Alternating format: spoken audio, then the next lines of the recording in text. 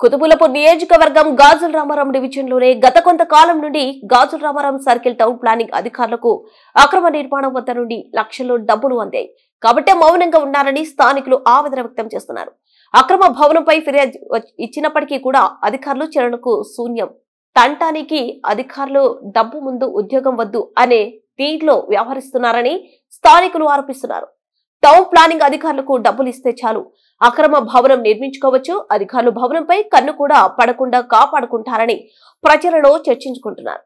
ఇప్పటికైనా town planning అధికారులు అక్రమ నిర్మాణాలపై చర్యలు తీసుకుంటారా లేక లంచాలకే అలవాటు పడతారా అనేది వేచి చూడాల్సిందే.